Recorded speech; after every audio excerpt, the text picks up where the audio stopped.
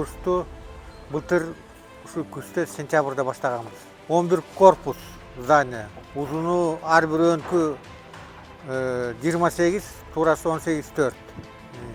Ошонун ичинен жетөө болсо 5 этажы курулуп калды, жетөөнүкү. Төртөөнүкү туруп атат, ошо бир 4-3 эмеде, стадияда, бул завершающий да, бөлөктөрүкү бүтүп калды.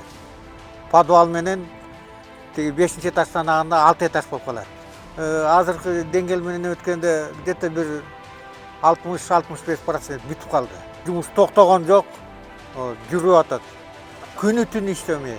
Мына өзү негизи 319 квартира. Ошо 319 квартирасынын 55-и 3 квартиралыктар.